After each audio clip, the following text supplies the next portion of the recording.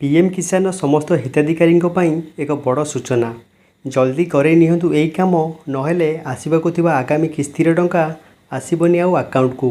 तो कौन रही अपडेट आसतु संपूर्ण खबर जाने पूर्व आपड़ जदि आम चैनल को सब्सक्राइब करना सब्सक्राइब कर दिंतु एवं घंटी चिन्ह को दबाई ऑल उपर दबाई दिंतु। सरकार तरफ पीएम किसान को नहीं आसिला आउ एक बड़ गुरुत्वपूर्ण खबर। जुलाई 7 तारिख रु आरंभ होगा जाऊँगी आउ एक नुआ योजना।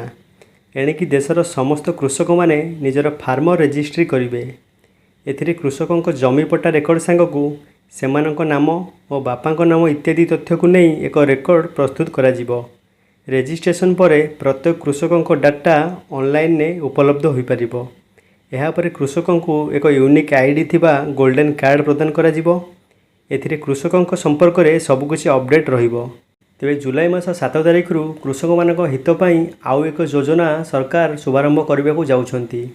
तेबे जुलाई 7 रे यह औपचारिक भाव में लॉन्च होगा थिबा बेले जुलाई 1 तारिख ठारू यार प्रक्रिया आरंभ हो जिवो। तेबे यह पूर्व राजस्व कृषि एवं बैंक सखी मानकू विकसित मोबाइल ऐप तथा वेब पोर्टाल जरिया रे समस्त तथ्य सामिल करने पाई प्रशिक्षण दिया जिवो।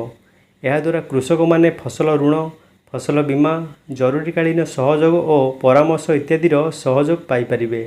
तेरे पीएम किसान 18तम किस्तिर टंका से ही मानक मिलिबो जो माने फार्मर रेजिस्ट्री प्रक्रिया शेष करेथिबे। एही फार्मर रेजिस्ट्री प्रक्रिया जुलाई 7 तारिख रु आरंभ होगा जाउछि। आपण माने खूब शीघ्र जनसेवा केंद्र को जाई फार्मर रेजिस्ट्री करई नियंतु।